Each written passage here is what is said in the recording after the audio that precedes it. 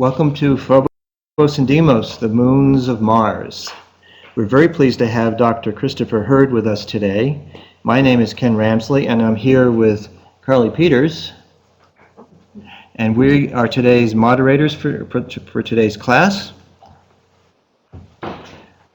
This online graduate level course is sponsored by the Solar System Exploration Research Virtual Institute, otherwise known as SERVI.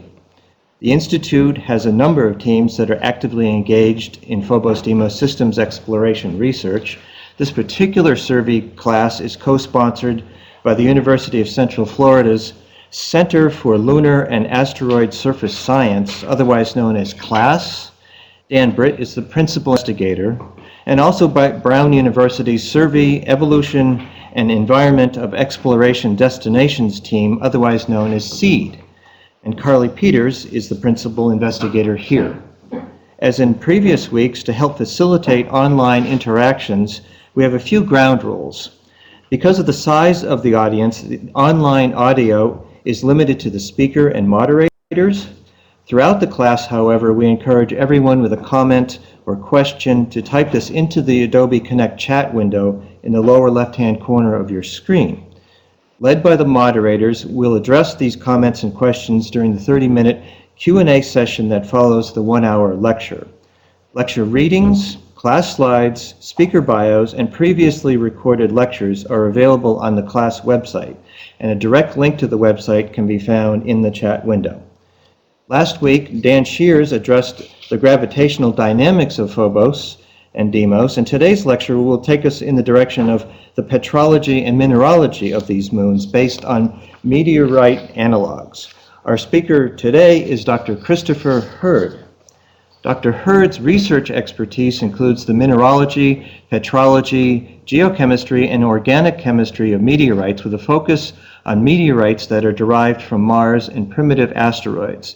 In his research, Dr. Hurd utilizes organic and geochemical studies of various meteorite types to gain insight into the best methods of curation and handling of pristine planetary materials, including material that is relevant to sample return missions. His specific research interests include the petrogenesis of Martian meteorites, with a focus on the redox conditions of formation, the involvement of water in their petrogeneses, the nature of the mantle sources from which they are ultimately derived, and the relationship between organic matter and the parent body evolution of carbonaceous chondrite meteorites. Today, Dr. Hurd will speak on Phobos and Deimos, the properties of meteorite analogues. Chris. Thanks very much, Ken. And thanks also to Dan Britt for the invitation to not only to speak today, but also to participate in this course. It's been really quite enlightening. I've enjoyed a lot listening, participating in the other sessions, the other lectures, and I think it's also great that everything is archived online. So today, what I'm going to do is I'm going to continue in the theme of the course, which is to speculate on what Phobos and Deimos might be made of. As we have seen, there's not a whole lot we can actually say about Phobos and Deimos in terms of their composition. So what we're going to do is we're going to really look into the potential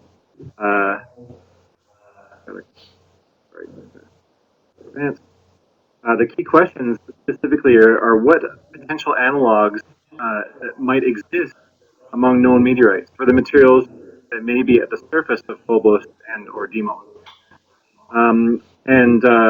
So that's the speculation part. And then what insights can be gained through the study of such meteorites? And I'm gonna talk about one particular meteorite today, Tagish Lake Meteorite, which I've spent some time researching.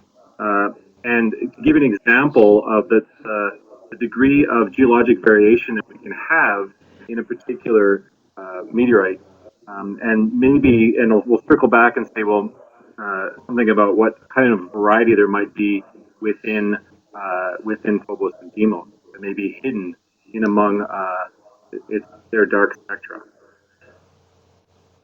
So just by way of review,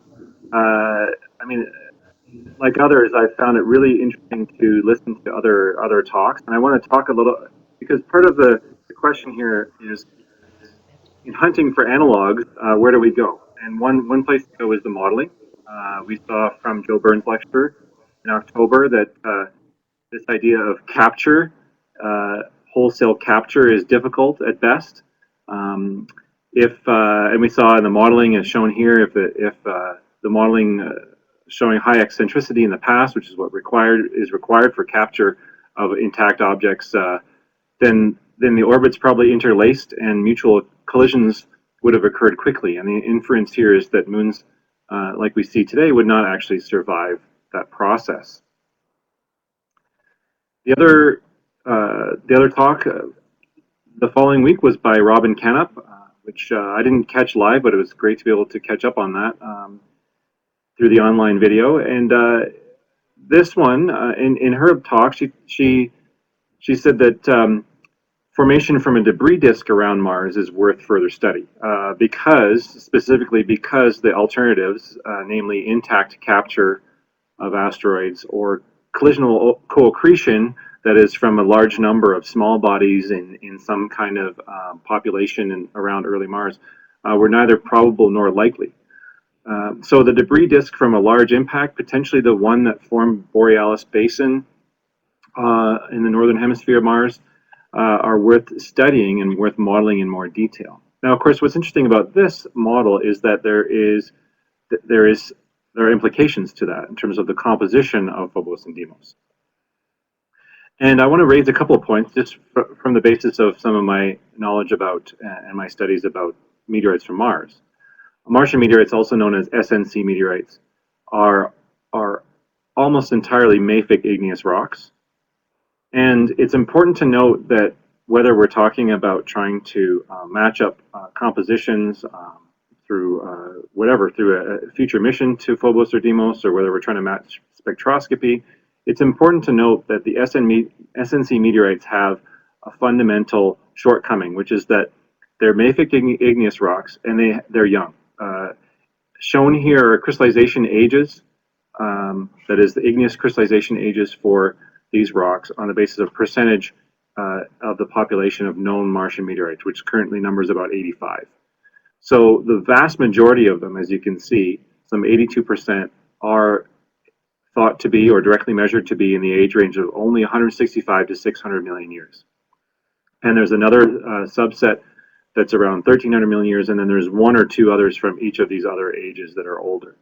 So what you see is there's a dominant oversampling of younger terrains on Mars through the process that's shown in the on the right-hand side there. This is a Don Davis painting that I use often to illustrate how these things occur, which is an impact of another body onto the surface of Mars, and you get some population of meteoroids near the impact site that get accelerated fast enough to leave Mars gravity, and that's how they end up as meteorites.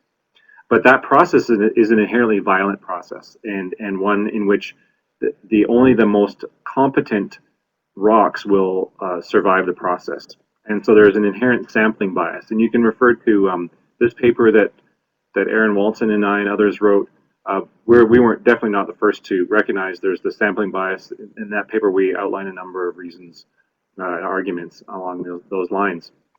So the point is that we don't get much in the way of information about early Mars crust in the Martian meteorite. Another interesting study came out earlier this year, which is based on studies of Gale crater. And at Gale, they came across a number of felsic igneous rocks. So and on this type of a diagram, this is a diagram that plots up alkalis here in the bulk rock versus silica. The SNC meteorites sit here in the basalt field. As I mentioned, they're mafic igneous rocks. And these other alkaline-rich rocks analyzed at Gale sit in this green field here, which really corresponds to quite alkali-rich, quite evolved, quite felsic rocks. The authors suggest that a significant fraction of the early Mars crust may in fact be felsic of this type, similar to so-called TTG rocks, early crustal rocks on the Earth, chondrite, tonalite, granite rocks on the Earth. If that's the case, then that's really more, that may be more what we're talking about, the material that is extracted from the northern half of the planet as the starting material for these Martian moons. And it could it could be something else as well. I should also mention that, of course, we don't really know the composition of the Martian crust. This is a study based on in situ analyses that suggest that it may be felsic. Of course, there's lots of evidence for aqueous alteration of an early Martian crust. What that overall composition is, how that would respond to a giant impact through the heat, to the heating involved, loss of volatiles that would almost certainly accompany that, is an open question.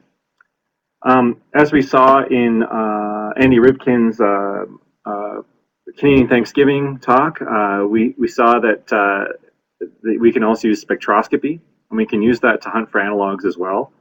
On the left-hand side here, you see this comparison from Freeman et al., which compares the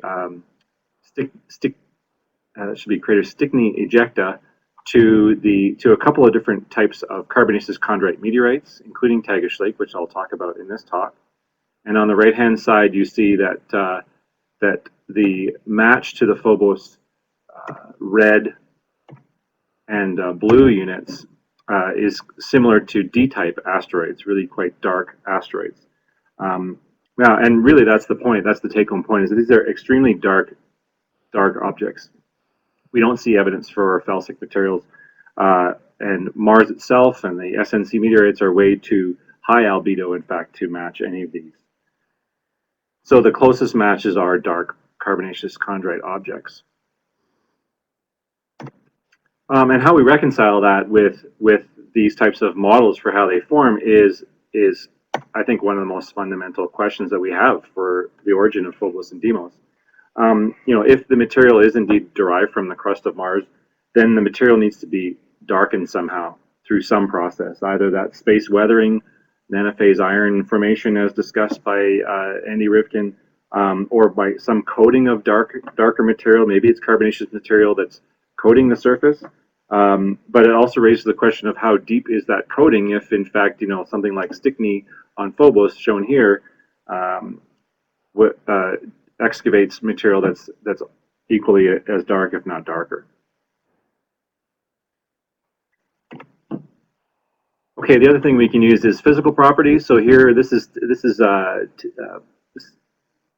right along the lines of what Dan Britt showed in his introductory talk at the very beginning of the course, where he tabulated the bulk density and porosities of Phobos and Deimos. Although I found there is a reference that indicates the porosity of Phobos to be 25 to 35%, and I've just taken the middle ground of that for Deimos. But what you can see is if we start to look among meteorites, potential analogs, we see that things like orgay, which is another type of carbonaceous chondrite, or average CM carbonaceous chondrite, are a reasonable match. Things like ordinary chondrites, like the L chondrite shown here, or Martian meteorites, are not good matches at all.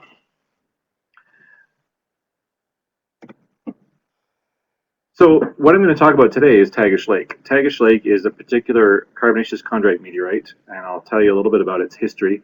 The advantage that it has over other potential analogs is that it is primitive, has a low albedo, and a featureless spectrum, which is essentially exactly what we're looking for in terms of trying to match to the to Phobos and Deimos. Here on the right, I've shown the suite of data from Andy Rivkin's lecture, and I've shown two curves, two spectra that we obtained. This is from Ed Clutis's lab. These are reflectance spectra obtained for a master's project that Cosette Gilmore is working on right now. And you can see that these are the sample designations. There's different samples, as I'll show you in a few minutes, of Tagish Lake. But these two show matches similar to the blue unit, in fact, for Phobos. You can see that even better on this diagram, which shows you, this is again a slide from the Rivkin lecture, but with these two curves overlapped on it. And you can see that they do, in fact, match quite well with the Phobos blue unit. In terms of other aspects, there were some bulk physical measurements done in our lab here in Edmonton, inside of a freezer by Maxim Relchenko, who's a graduate, was an undergraduate student at the time at Carleton University in Ottawa, and he measured the bulk density using a laser scanning, 3D laser scanning camera. And Dan Britt was there as well and measured porosity under the same conditions. And we found that that the measured values here, which are more precise, were lower in terms of porosity and higher in bulk density than the literature values, which were done previously using the glass beads method. So we can take these data and include on here the range for Phobos and Deimos in terms of bulk density, Phobos being more dense, Deimos being less, and the overall approximate range of porosity, and see that there's a bit of an overlap. Of course, the caveat here is that we have to remember that meteorites represent that portion of the meteoroids that drive from the parent body originally, from the asteroid or whatever parent body it was. They are the ones that the meteorites are what survived to the ground. They survived atmospheric entry, and in the case of Tagish Lake, 99% of the body actually was burned up in the atmosphere, and so the stuff that survived is perhaps not completely representative. So the actual density of the parent body of Tagish Lake was probably lower, and its porosity probably higher. So this match may be somewhat spurious, but in any case, it still shows us we're in the right ballpark for the porosity and density relative to these moons. Okay, so Tagish Lake was announced its arrival to the Earth at about 8:45 in the morning on January 18th, 2000. Here's an eyewitness's digital rendition of the fireball as he saw it superimposed on a photo of the landscape taken from a paper that describes the event. And nothing. It was the word was sent out. So this was this is over northern Canada. This is an important point. Is that we're talking about northern British Columbia, the Yukon, parts of Alaska, northern Alberta, parts of Western Canada. All there were eyewitnesses to this very bright fireball in the early morning hours of January 2000. It was not until a few days later that a fellow by the name of Jim Brooke was driving his truck home along the frozen surface of Tagish Lake. This is actually, this black line here represents the track that he took. He was driving his truck in the wintertime in a place like this where it's quite rugged. The frozen surface of a lake is a fine place to drive your truck. And he was aware of the fireball. He was aware that there may be meteorites on the ground. And so when he was driving his truck along, he spotted these black rocks on the surface, and he stopped and he collected them. And on the advice of scientists, he collected the samples without touching them with his hands, and he kept them cold after collecting them. This turned out to be an excellent thing to do, as you'll see, because it did turn out to be a new type of carbonaceous chondrite. And carbonaceous chondrites, as their name infers, actually do have carbon in them, some of which is organic carbon. The original paper which described this is by Peter Brown and others from 2000. There were enough observations by eyewitnesses and cameras and Department of Defense satellite to calculate an orbit for Tagish Lake, which put its aphelion out in the outer part of the asteroid belt. So we know it's from there. We know it's not from Mars. Not from Phobos and Deimos. That's the important thing to keep in mind. But it is from the outer part of the asteroid belt where we expect to find some of these carbonaceous chondrite asteroids, parent bodies. On some of the material was loaned out to Mike Selinsky and others at NASA Johnson Space Center, where the original classification was done. And it turns out to be ungrouped. That is, it doesn't fit into known meteorite groups. It has affinities to Ci and Cm carbonaceous chondrite groups, but it sits on its own. It is the most, as far as I know, still the most carbon-rich chondrite of them all. It has almost 6 weight% total carbon.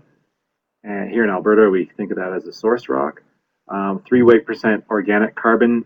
So half of that is made up of carbon with compounds bonded to oxygen, hydrogen, nitrogen, sulfur, etc.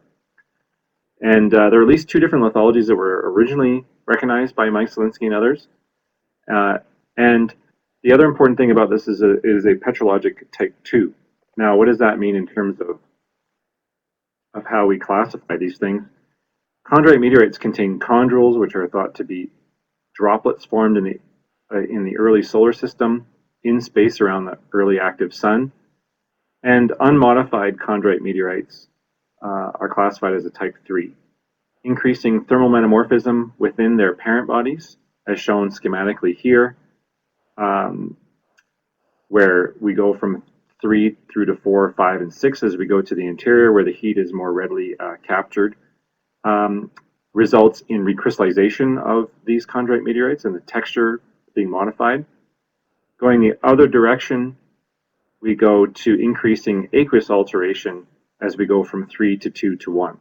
So in that case, we have some volatile component, probably ices that are captured along with the chondrules and other components within the asteroid, and then the ice melts and you get increasing aqueous alteration within that asteroid, which takes you from a 3 to a 2 to a 1. So Tagish Lake is a type 2, so that means it's undergone some degree of aqueous alteration. In case you're wondering, the whole reason why we have this, why it starts at 3 and goes down to 2 to 1 and up to 6, is because when people started to originally study these meteorites, they thought that chondrules, the objects I'll show you in a moment, chondrules grew from nothing. So they started in a type 1 where you didn't have anything, and then through increasing thermal metamorphism, you crystallized these objects, going up to, and recrystallize them going up to a type 6. So they're important. The chondrite meteorites are important because they contain these chondrules, which are the round objects that we can see in this cut section of a piece of the Allende carbonaceous chondrite meteorite, in thin section. And then if we look in thin section in detail, here we see, here's a chondrule here, other things called calcium aluminum inclusions, oops, back there, set in a fine-grained matrix. And the chondrules themselves are thought to be the result of melting of nebular dust. So dust in the disk of gas and dust around the early active sun through flash heating events. Exact mechanism not exactly known, but this is the type of environment that is inferred for where these components were forming, as illustrated by Bill Hartman in his really nice painting of the process. So here you see an active early sun. You have flash heating events within the disk to produce chondrules, and then you accrete those chondrules and other nebular dust and other objects into larger and larger bodies, planetesimals, into asteroid-sized objects, and in some cases, of course, into the planets that we have in our solar system. So the asteroids that we have in the asteroid belt, the Tagish Lake parent body, possibly Phobos and Deimos, depending on where they formed, are left over from that formation process. What we see also is that we have organic matter in these meteorites, up to 1/4 of the organic carbon. Here by organic carbon, we just mean compounds that involve carbon, hydrogen, oxygen, nitrogen, sulfur, the typical things that we associate with organisms on the Earth, but of course we're not saying that there's life in these things. Up to 1/4 of the organic carbon is soluble in polar solvents, and the other is insoluble, sort of kerogen-like material.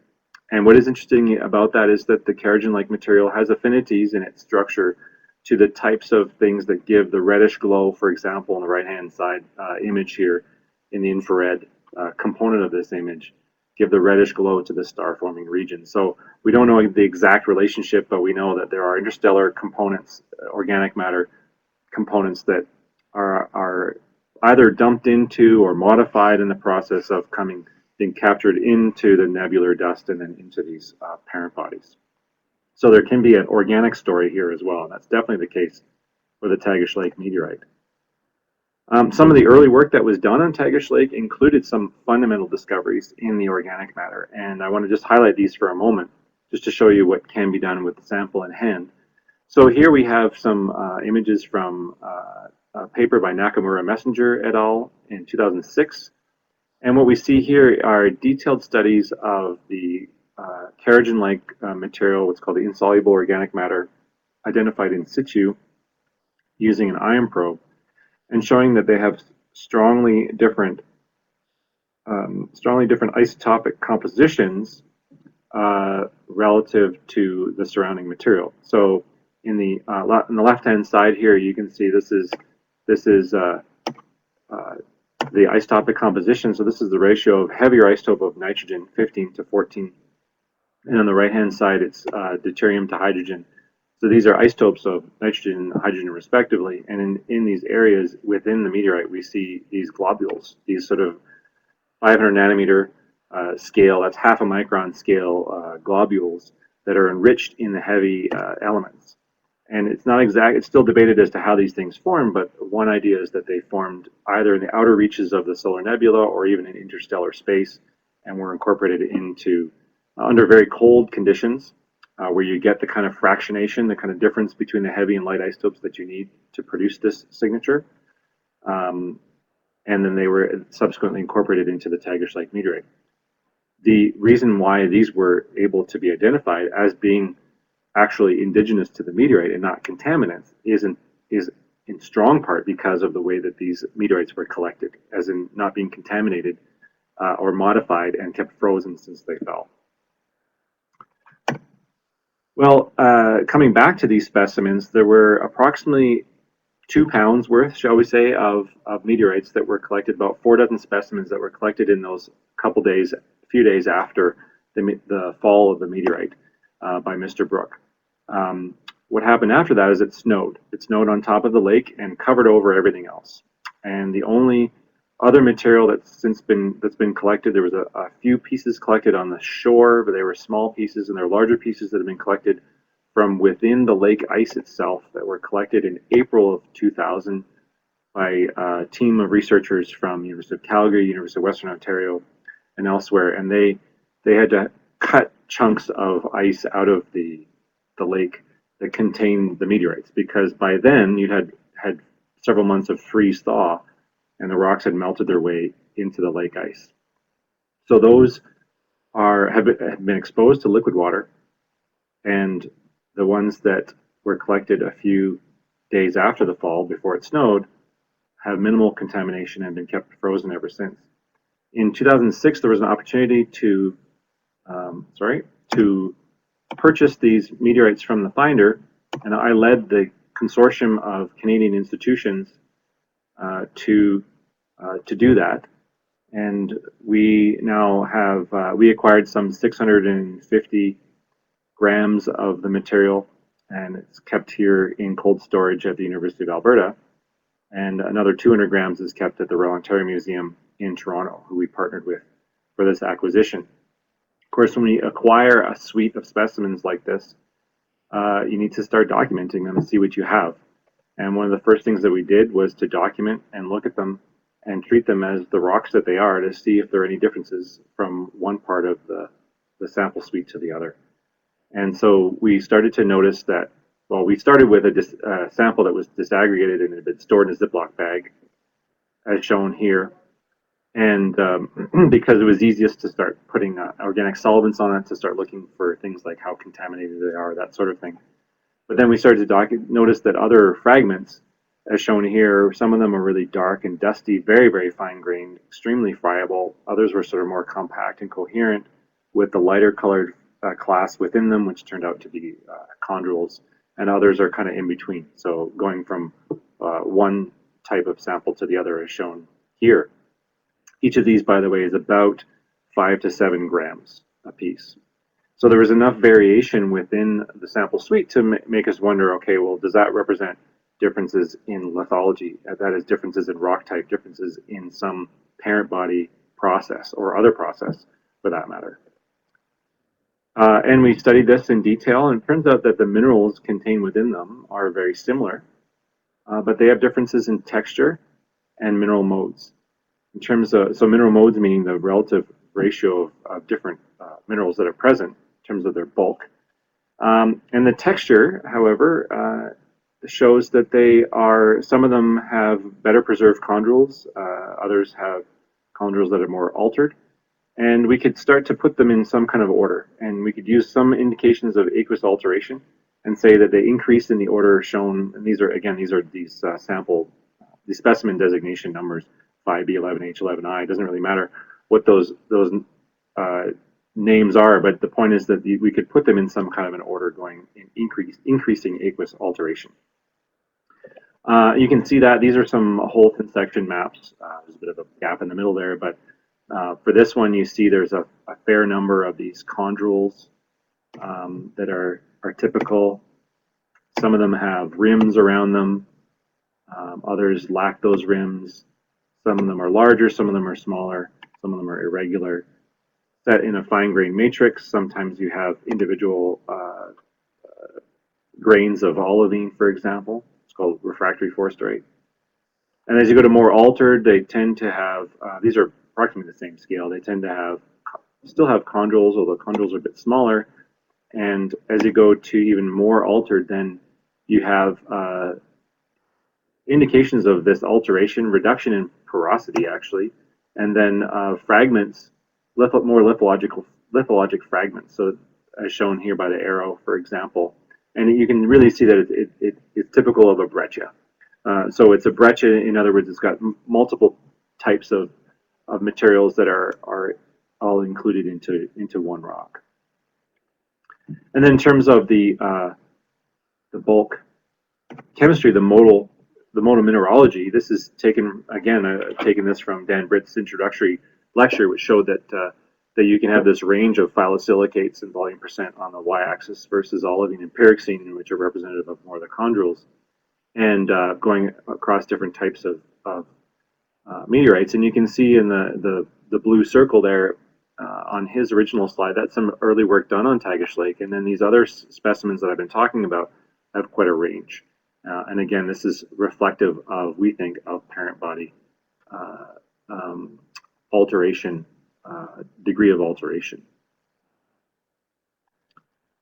Now, I mentioned there's an organic story with this, and this is a particularly remarkable when it comes to Tagish Lake. So to explain this diagram a little bit, this is showing you now the insoluble organic matters. This is work done by Connell Alexander at Carnegie, where he basically takes fragments of meteorite and dissolves all the minerals out of them, and you're left with an insoluble organic residue. And then analysis of that residue tells you something about the organic, insoluble organic material. Here we have plotted the isotopic composition. So again, the ratio of the heavier isotope of oxygen to the lighter isotope, the heavier isotope of hydrogen relative to the lighter isotope of hydrogen on the y-axis. And then the x-axis, we have the hydrogen to carbon ratio, which is really reflecting the structure of that organic matter. So whether it has more hydrogen-carbon chains versus aromatic, that is carbon rings, is reflected in the x-axis there. Individual points on this diagram in the open and solid black symbols represent analyses from individual meteorites of the type shown there. So CIs, CMs, which are, as I mentioned, are similar, to which Tagish Lake is related or has affinities with, are shown there. But each of those points is an individual meteorite that belongs to that group. What you can see here in the red boxes is that Tagish Lake shows a range of compositions as we go through these 4 specimens that we looked at, and then including the previous analysis of Tagish Lake, which Colin had done early on. And so what you see is there's a remarkable range of insoluble organic matter variation that we see here. basically 2/3 of the range that we see among all other carbonaceous chondrite groups in terms of their organic matter. So something unique is preserved within Tagish Lake. And if you talk to Connell, he'll tell you that the likelihood is that this material is probably the starting material for this insoluble organic stuff is probably the same in many of these meteorites, and they're modified in different ways on their parent bodies. The other thing that we see with Tagish Lake is that if we do the same type of study as was done by Keiko Nakamura Messenger and others with an ion probe, and we look at the deuterium to hydrogen ratio of the organic matter, we see the same sort of globules. Keep doing that somehow. We see the same sorts of globules that we see that they saw, these sort of hot spots here, and they're more common in something like 5B, in something that's least altered, whereas in a more altered specimen, they're much more rare. And so we think that has to do with aqueous alteration on the asteroid parent body, on the Tagish Lake parent body, which modifies the organic matter in such a way as to reduce the amount of heavy hydrogen, actually destroying these nanoglobules, increasing the aromatic character of the material. And this is in a lot of ways analogous to terrestrial carriages. This is the same data set just plotted on a slightly different diagram, and I wanted to show it because it shows you what coals undergo on Earth. So increasing maturation of coals on the Earth tends to drive things in this way, and Tagish Lake seems to be quite similar. And that's not to say that this hasn't happened in other meteorite groups. It's just there's something about Tagish Lake that preserves that process. The other thing that we see, this is other work done by Sasha Blinova, and who was my PhD student a couple of years ago, is to look at the bulk composition of these different fragments and to show that in almost everything they're very similar, except when you get to the most water-soluble elements. In this case, for example, bromine. And so we see the same thing over and over again. We see the same sort of sequence that correlates with aqueous alteration, that some have undergone more aqueous alteration than the others. And then in terms of soluble organic matter, then, the question is, if the degree of alteration is preserved and goes in that order, do the soluble organics follow? Those organics that are actually soluble in water. And in fact, they're called soluble because you extract them with water, but of course, on the parent body, if water was active, they would have been affected as well. And the answer is yes. In terms of amino acid concentration, we see differences. Monocarboxylic acid, another group of water-soluble compounds, and their isotopic composition in terms of carbon, we see differences as well. So here's an overall chart I like, which is put together by Danny Glavin and Jason Dworkin and others, which shows you different types of carbonaceous chondrite meteorites, from the most enriched in overall abundance of amino acids to the least. And you can see Tagish Lake kind of sits in between there, really sits in between CMs and CIs. But if you look in detail at Tagish Lake, as shown in the inset, we actually see that the least altered specimen has a lower overall concentration than the sort of intermediate one. And we think that this is actually pretty good evidence that we're forming new amino acids on the asteroid parent body. So if this is the sequence of alteration where 5B has a little bit of alteration, 11H has a little bit more, 11I has a lot more, then we're kind of seeing a sweet spot in there where we have more amino acids. And it really speaks to the potential for asteroid parent bodies in actually synthesizing these types of compounds which are of interest in terms of prebiotic chemistry. So what that we can do in terms of the big picture then is we can put the pieces in order. We can say that these samples go in this order of increasing degree of alteration. We have preserved variable degrees of that alteration from one fragment to the next.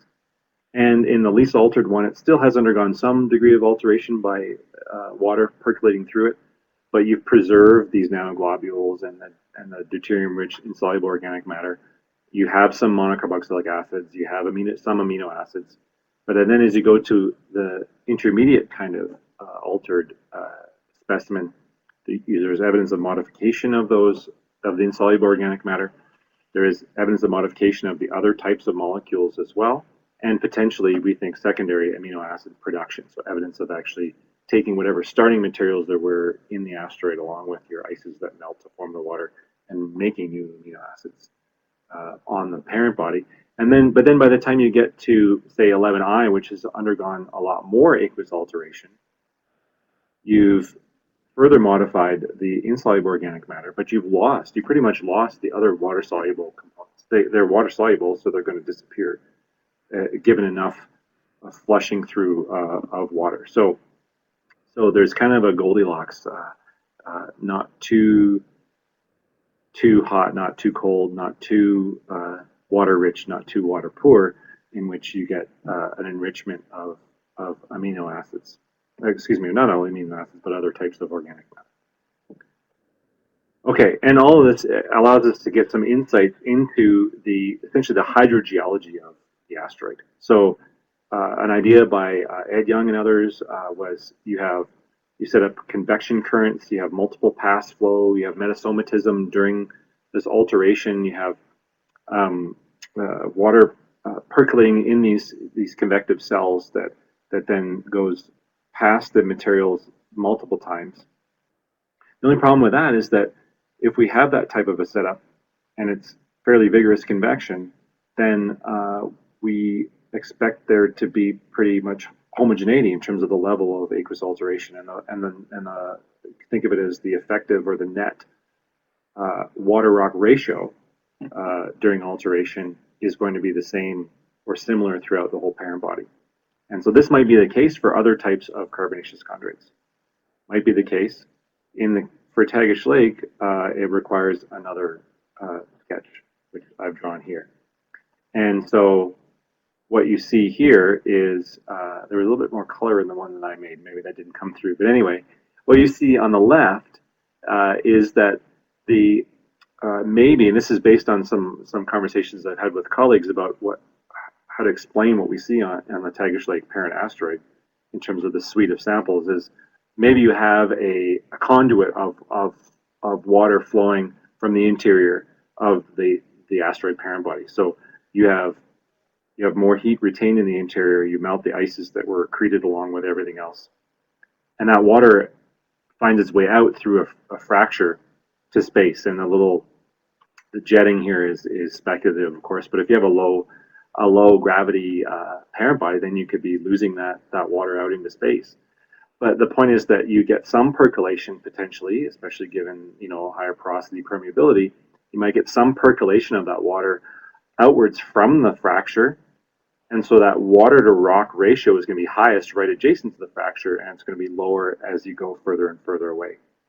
And so if you have multiple passes of water through that conduit out into space, then you are going to have potentially a higher water rock ratio, a net integrated, that's what I'm trying to say, an integrated water rock ratio closest to the fracture, and a lower integrated water rock ratio further away.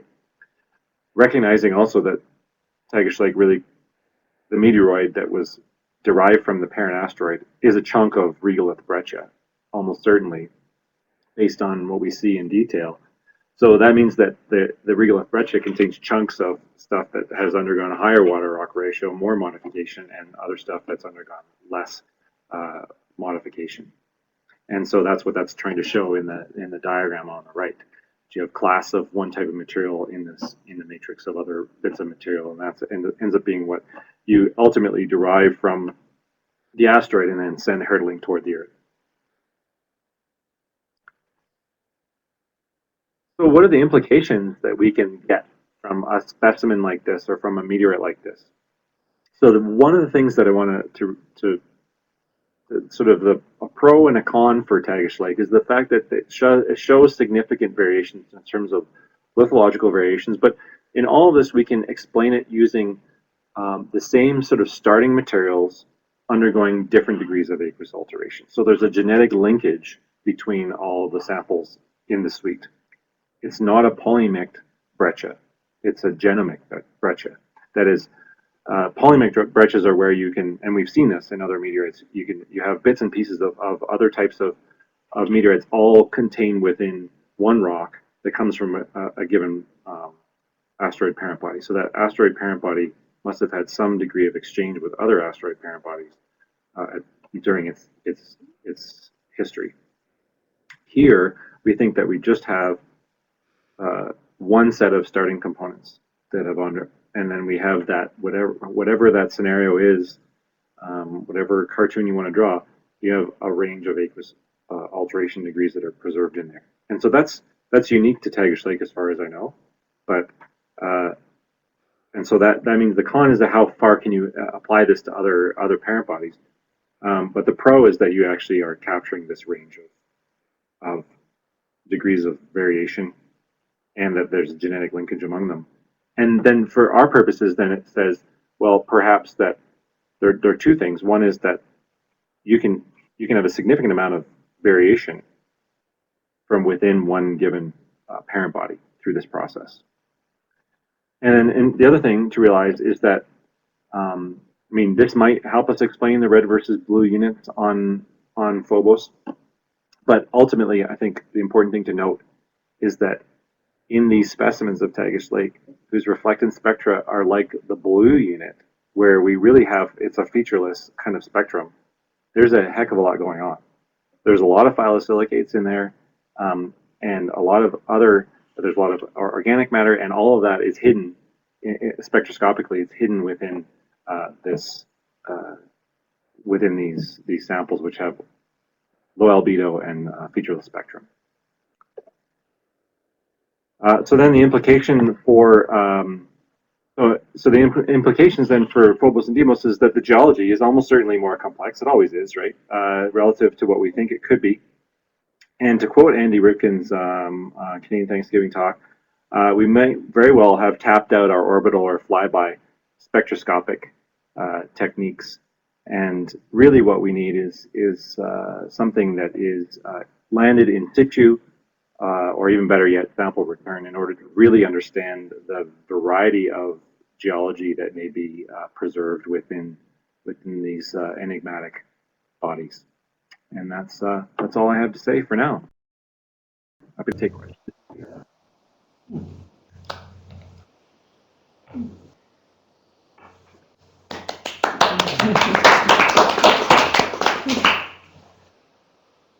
Okay, thank you very much. That was a fabulous discussion. And I encourage everyone to include questions into the chat box, and we'll try to record them and address them as we can catch them. I noticed there were a few separate ones that, as we wait for these to come in, just a moment, I need to... Can you restart your camera, please? Okay.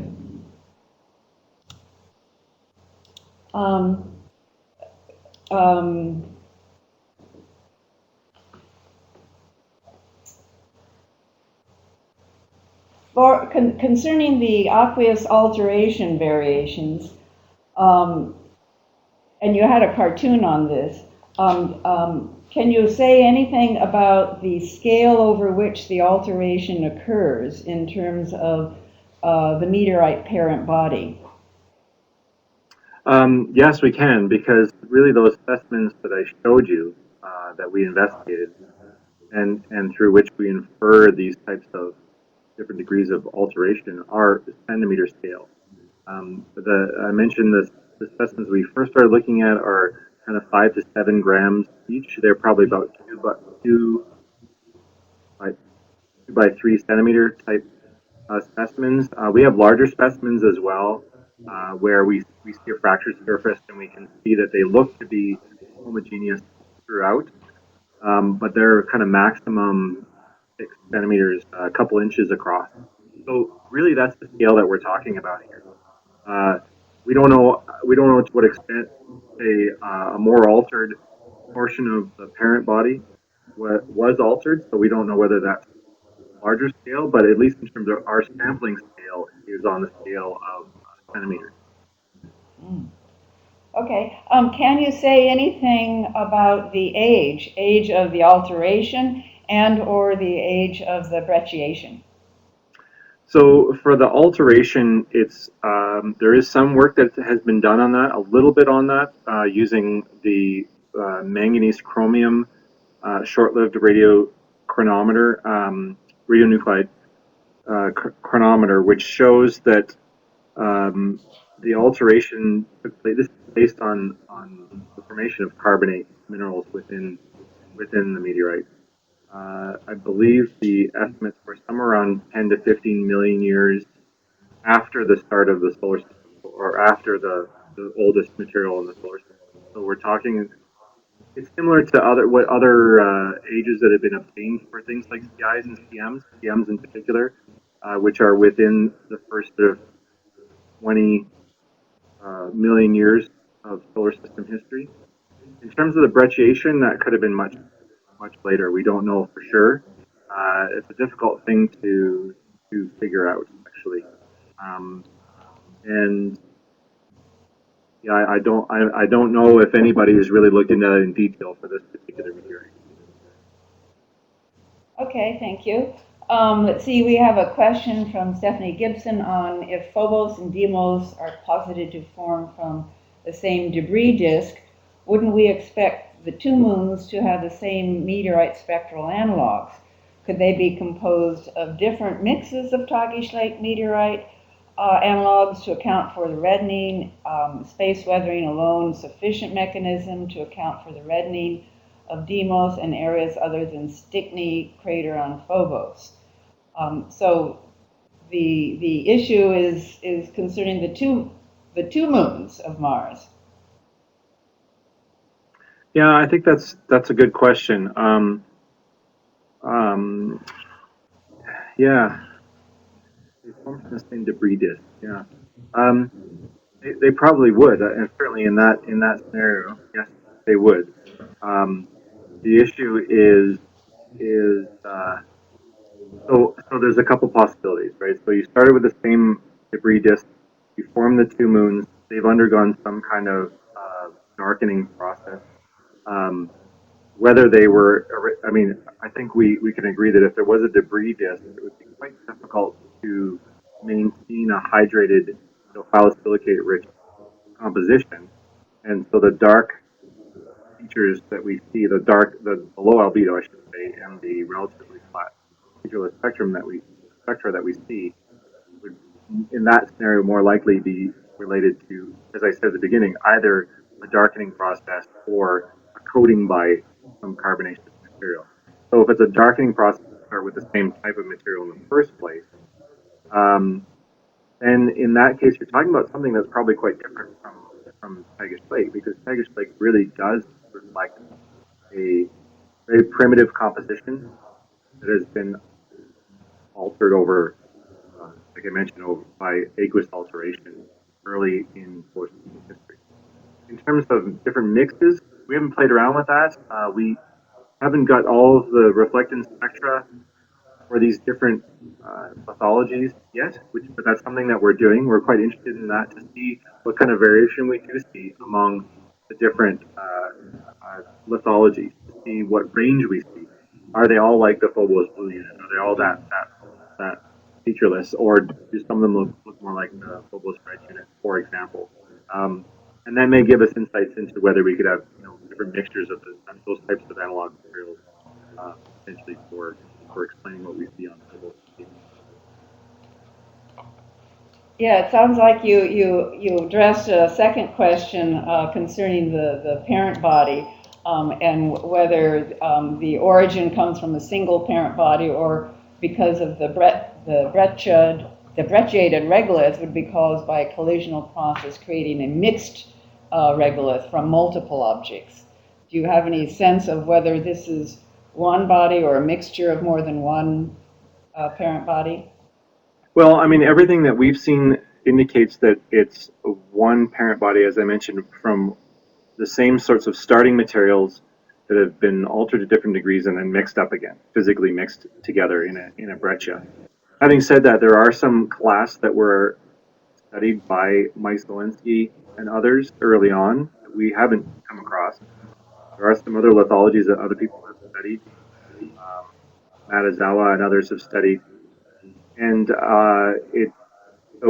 which may indicate that you have other types of material, whether they're extraneous, whether they're from a different parent body or not, is not exactly clear.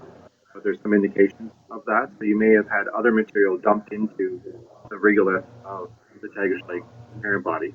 So that's certainly possible, and it's not that uncommon to see that in various types of carbonaceous chondrites because they are, for the most part, regolith breccias. So I think that's kind of, I think that, yeah, that kind of answers that question.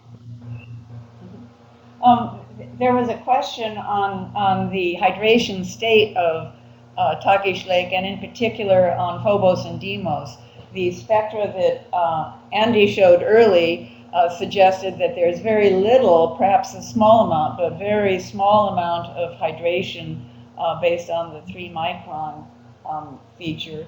Can you say something about how much hydration you would expect, or mechanisms for dehydrating a Tagish Lake kind of parent body? Right. I mean, you can certainly have parent body processes that dehydrate over time. It's something else that we're looking into. What's interesting about Tagish Lake as an analog is that it's not dehydrated. It's still very much hydrated.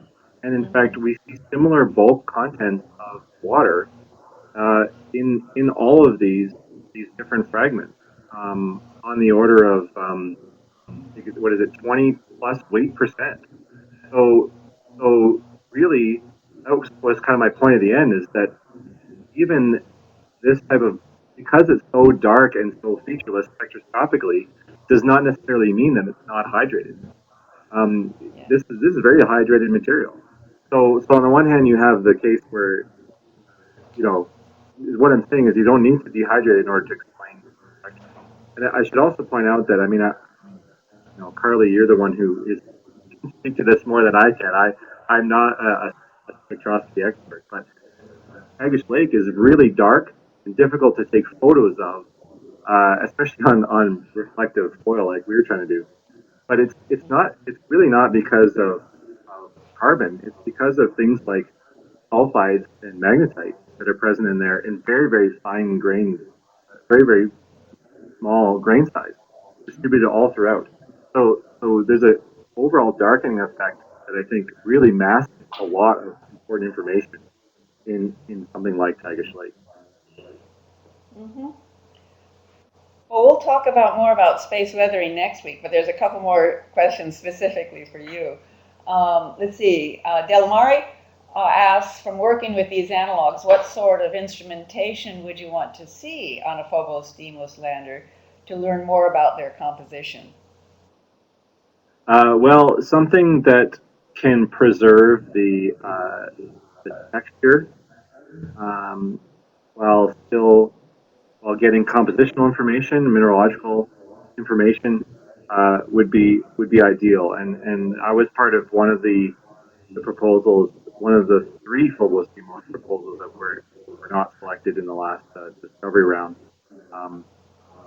Merlin, in this case, had a spectroscopic imager that can operate at quite close range. So you get sort of tens of microns per pixel kind of resolution.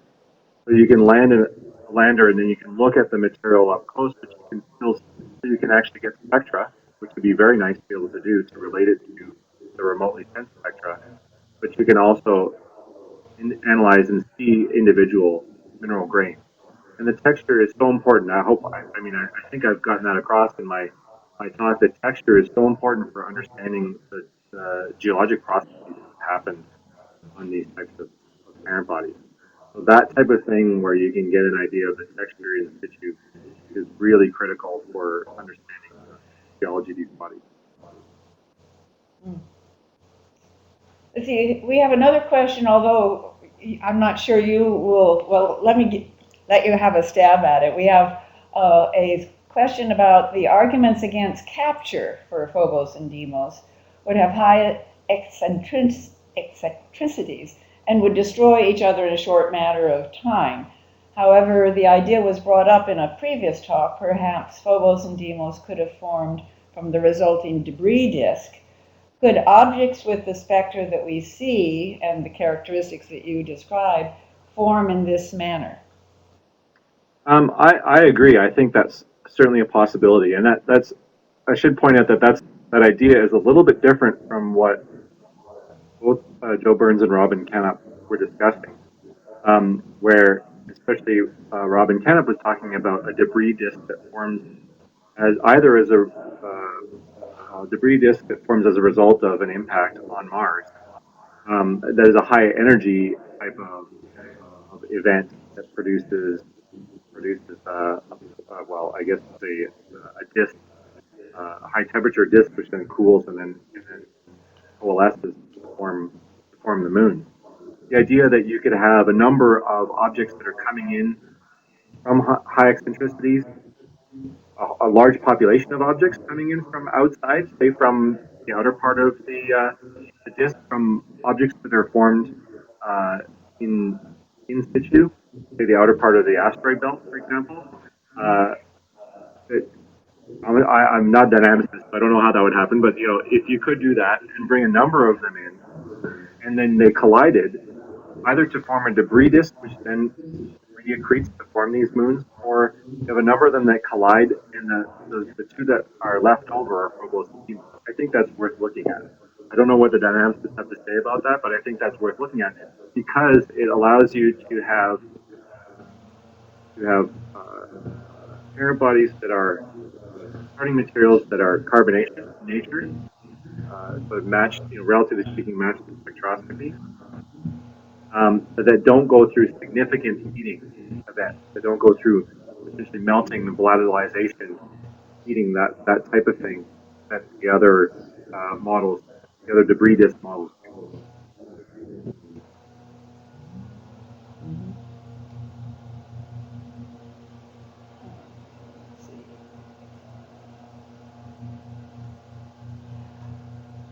Um, One of the, I think it was Sasha in his description of the geology, proposed um, a heterogeneous composition for Phobos in particular to account for the red and the blue.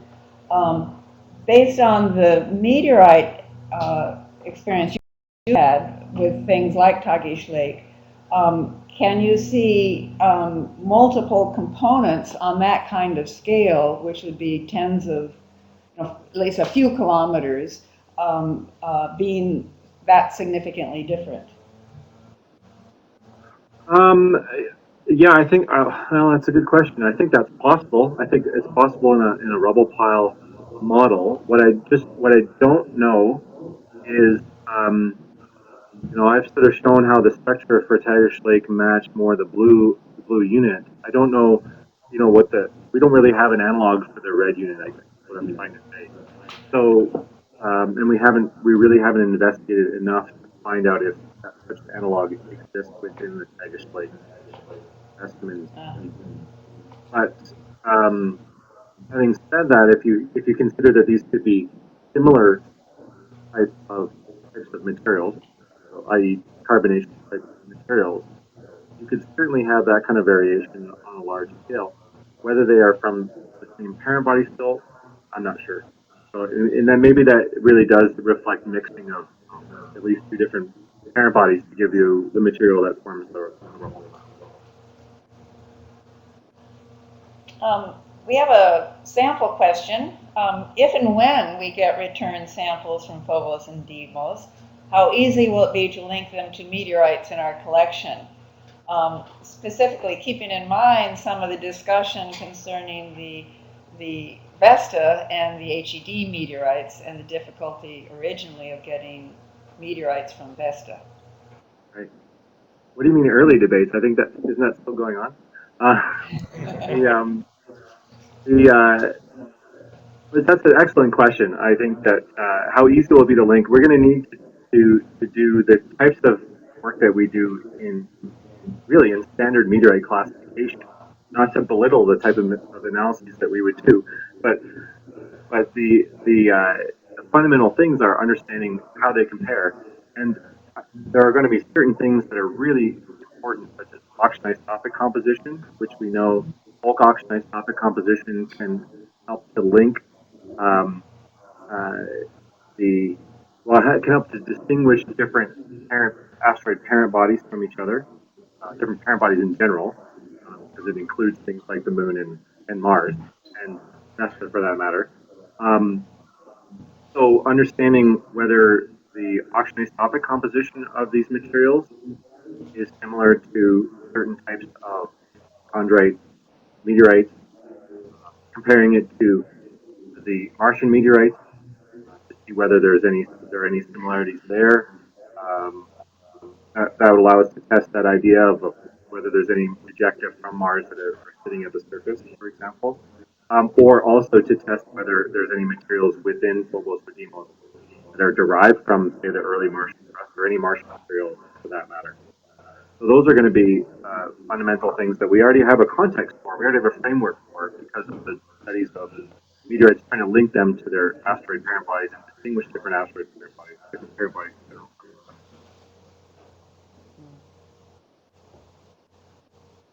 Here's another water-related question.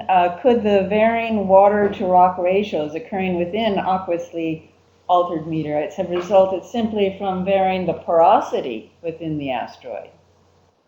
Yeah, I think that's a good question. Porosity definitely plays a role.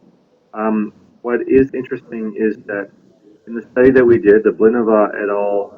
2014 paper that's in the reading list, 2014A in the presentation, it included a detailed transmission electron microscopy study of the matrix, so the fine-grained part of the meteorite. And we found that in the more altered specimens, the porosity is decreased. So there's some intrinsic porosity overall that this material has that allows you to get aqueous alteration. The process of aqueous alteration also reduces the porosity. We see actual void space in the least altered material, and we see what looks to be void filling new growth of serpentine saponite, which is the type of clay that we see in this meteorite, that in the more altered material. So yes, in the first instance, that type of porosity is going to perhaps dictate how much alteration you get and the degree to which it is altered. I have a general question just concerning your label. It's number 2. You made that discussion, but then you also showed us that there's a wide range. So which of your specimens is 2, or does it include that entire range? It generally still includes that range. The CM chondrites have been divvied up into types 2 point, I forget if it's all 2.1 to 2.9 by various workers. We haven't applied that in this case. It really there is variation, but it is I guess put it this way, because it doesn't have a context. Like it doesn't. It's not a CM chondrite. It's related to it, so it doesn't have exactly the same components. So it becomes very difficult to put those different lithologies into that same framework. We can say that there is variation, and if we had to put numbers on it, it would probably be within a type 2. Because a type 1, one thing that defines a type 1 carbonaceous chondrite is that it has no chondrules at all, and altered to the point where any chondrule material has been completely altered, and we don't see that. So we have not gotten to a type 1 in this case, in any of those lithologies that we've done. Okay, that makes sense. I see someone else is typing, so we'll let the other question be complete. Is there anyone else from our gang here who has a question that we should? So you're all the way through. Okay, well, let's see. Okay, here we go. Okay. Here we go. From which regions of Phobos and Deimos would we want to perform in situ analyses or retrieve sample returns, if it matters? All of them, I guess. I mean, this is the classic kind of question of how do you approach an object that you don't know much about, really. If we see red and blue, spectrally red, spectrally blue areas, that's going to be our first order kind of approach base for Phobos. But really, I think any mission that's going to go has to do a lot more detailed, higher spatial resolution mapping of the surface to be able to see what kind of variation there is, and then go into that and look at those areas in detail. Um, if there are two kind of end members, try to get the end members. If there's more, try to get those, and then investigate those in detail. And then, sample return types. We'll take whatever sample we can get, really. Mhm. Okay, let's see. Are there any other questions that people have? I don't see any more coming in online. Just thinking about the. Oh, here. That's okay. No. Okay, go ahead, Jim. So this is Jim. Just thinking about the diversity in the Tagish Lake, incredible diversity. How many? What would be your sampling campaign to effectively sample Phobos and Deimos? I mean, would you think you'd need like many representative samples, or do you think one regolith sample would be able to tell you everything that was there? Yeah, that's a good question. And I think that came up. I think that came up maybe in a question for Andy Rivkin as well. Sort of what how much material is representative, and he quoted something that, from might have been Derek Steers about saying about 10 grams. And it is interesting that the class that we started to look at in Tagish Lake are about 5 to 6 grams each, sort of thing, just because of by virtue of that the size that they are and the ones that we started to look at. So you're talking about something that is on the scale of 10 or 10 grams each, sort of thing. But as you point out, if you have a regolith breccia that has those components within it, then yes, if you could get a regolith breccia that has that diversity, then you can investigate the way that we've investigated this, which is to say, of these different classes that you see, are they all genetically related, or is it polymixed? Are they coming from different parent bodies or the same parent body from the same, different geologic processing on the same parent body from the same starting materials or not? So the campaign might be to look to see if you have significant diversity actually in immediate orbit around, say, Phobos. Try to characterize it that way. But then when you go into those areas, you probably would be expecting, I would think you would expect it to be regolith breccia that you'd actually be sampling, or regolith itself. I don't know how indurated it is, but that you'd actually be sampling. So you'd probably want to sample something that encompasses multiple times that minimum volume or the minimum mass of 10 grams, so multiple times that, presumably, in these different areas. So let's say you had 3 spectrally diverse areas, you want 3 times, maybe a couple hundred, 500 grams each. I'm being greedy because I'm a sample return type person, but, We should just tow the whole thing back. What's that? We should tow the whole asteroid back, or the Phobos back. So, Yeah. but seriously, it does raise the question that maybe a smart thing to do, and this is not a new idea, but to land next to one of the boulders so you could actually get an idea of the diversity in the boulder, as well as obviously you'd be picking up a range of smaller samples in the region right around from subsequent micrometeorite bombardment, et cetera. So that might be an interesting strategy just to pursue a little bit. Yeah, I see what you mean. Yeah. Sort of following up on that a little, from your analyses of the Tagish Lake, you showed very nicely that you did have quite an extensive sequence from less altered to more altered. But nevertheless, it was very distinctive from the other meteorite types. That Tagish Lake had its own distinctive character and importance in terms of the character of the meteorites. So if that represents the blue area, then the real issue for Phobos is whether the red area is something different or something that's a transition from the blue area that has just a one property that makes it the redder unit in itself. The question I have for you, if you could only have one of the samples that you described in that sequence, how much less would you know? This is sort of an unfair question, I realize. How much less would you know if you only had one as compared to that sequence of 4, which showed you the trend? Yeah, well, it is interesting. It's a good question because it has basis in kind of how things happen, which is after the meteorites were collected, some of them were sent out, were loaned out to the National Air and Space Center. Mike Slensky and others did an excellent job of characterizing it. They took one of the specimens that had been collected, a sort of medium-sized one. Actually, the one I showed in the picture that belongs to the Royal Ontario Museum. It's the only one of the suite that's been allowed to be thawed and is on display in their mineral gallery.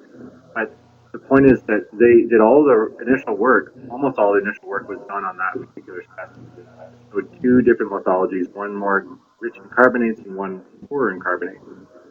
And then the organic matter had a particular character which showed it to be more heavily processed or altered types carbonaceous chondrites, CMs, for example, or CIs. The really deuterium-enriched stuff, the less aromatic sort of type stuff, we didn't even see that until we started to systematically look at the specimen. Like I said, we approached it saying these things look different. How does that play out in their organic matter? So, in answer to your question, if we had just sort of stayed with Tagish Lake specimen number 2, which was the original one that people looked at, we would have put it into a particular bin like over here and never realized the full diversity that it actually has.